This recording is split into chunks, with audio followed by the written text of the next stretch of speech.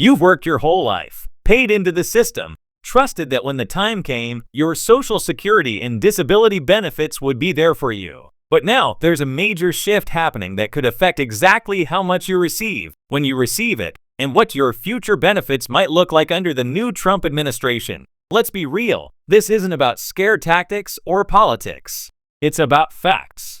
Because what's happening right now could directly impact your monthly check, your Medicare premiums, and even how cost of living adjustments are calculated in the coming years. The new Social Security proposals being discussed in Washington aim to modernize the system, but what that really means for seniors on fixed incomes might surprise you. For example, one plan under review would restructure disability eligibility, tightening certain qualifications while expanding fast-track approvals for others. Another part of the discussion focuses on reforming the payroll tax cap, which could influence how much funding the Social Security Trust Fund receives over the next decade. And here's the key part most headlines don't explain. These changes aren't just for people turning 62 next year. They could ripple out to affect current beneficiaries, especially those relying on disability or spousal benefits.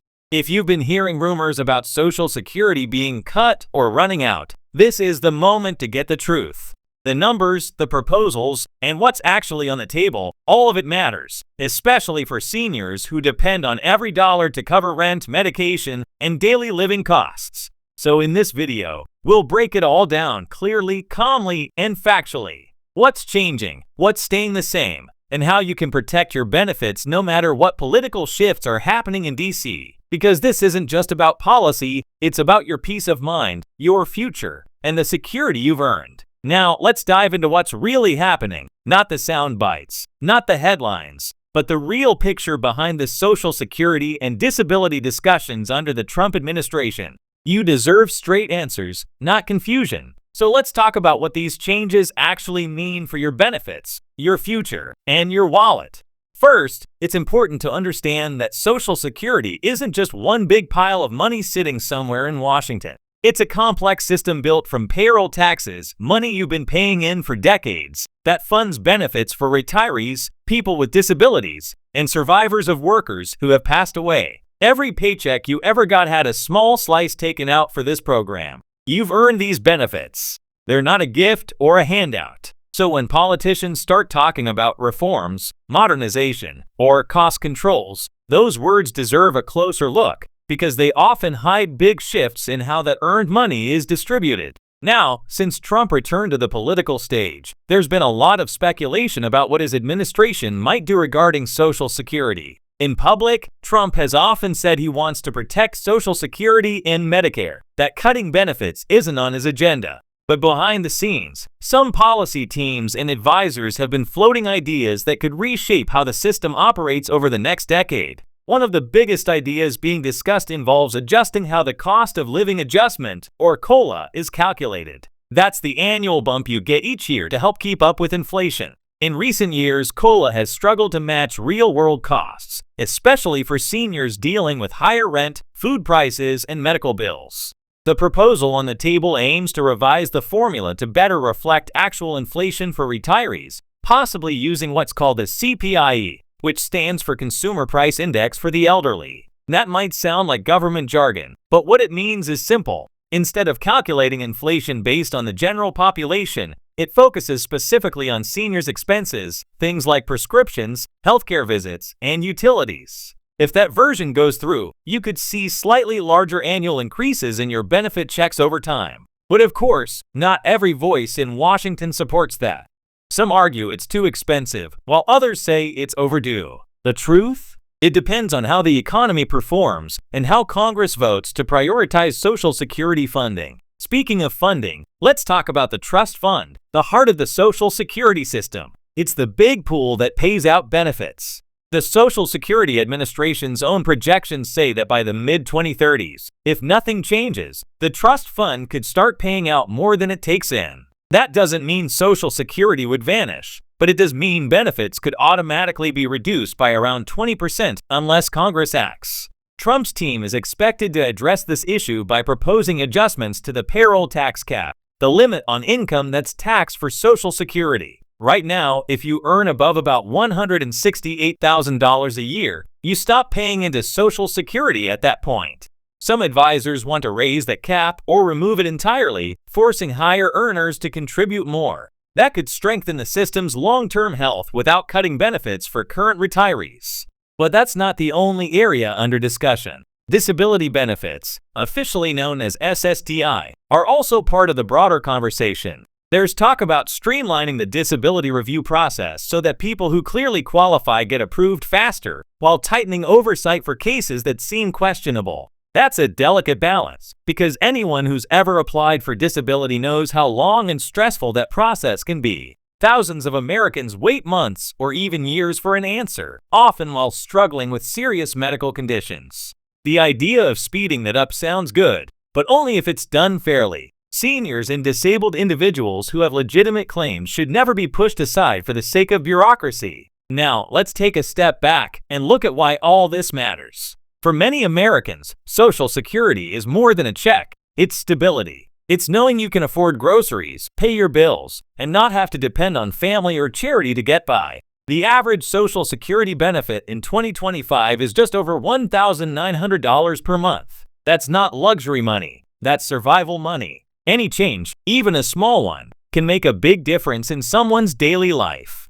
That's why it's so important to pay attention to what's actually being proposed, not just what's being promised. During Trump's first term, there was talk of temporarily deferring payroll taxes to help working Americans during the pandemic. While that move provided short-term relief for some, it also raised questions about how those deferred taxes would be replaced in the Social Security Fund. This time around, the approach appears more cautious, focusing on sustainability rather than temporary fixes. His advisors have hinted at possible incentive programs for older Americans who choose to keep working past full retirement age, allowing them to earn more without losing benefits. That could help some seniors increase their income while reducing pressure on the system. But let's be honest, a lot of seniors feel skeptical. They've seen promises come and go, and every election seems to bring another round of fear about cuts, privatization, or benefit freezes. The truth is, both parties have a history of using Social Security as a talking point. What matters most now is action, real, transparent steps to secure the program for the long term. Trump's administration will need to work closely with Congress to make that happen, and that won't be easy. Divided opinions, budget debates, and political posturing can all delay progress. Still, Social Security remains one of the few programs with broad, bipartisan support among the American public. People across the political spectrum agree it must be protected. Another important area worth noting is Medicare linkage, because many seniors don't realize how closely Social Security and Medicare are tied. Your Medicare Part B premiums are automatically deducted from your Social Security payments. When COLA adjustments don't keep up with premium hikes, it can feel like your raise disappears before you even see it. Some of the new proposals aim to reduce that squeeze by limiting how much Medicare costs can rise for lower-income seniors.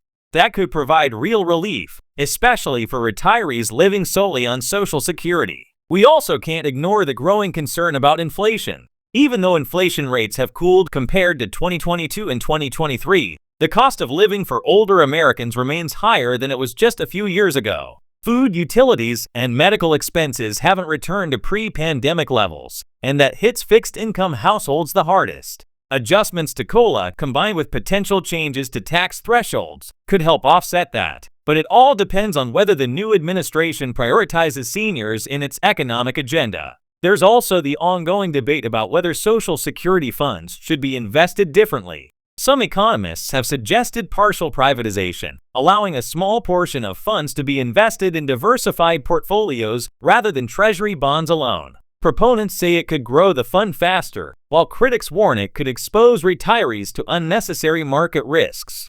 So far, there's no clear sign that Trump's team will move in that direction, but the discussion is definitely happening behind closed doors. What's clear is this: Social Security and disability aren't going away. They're too essential, too embedded in American life. But they are evolving. The key for every senior watching this is to stay informed, not anxious. Policy changes take time, and none of this happens overnight. If new legislation does move forward, there will be public hearings, congressional votes, and months of review before anything hits your mailbox.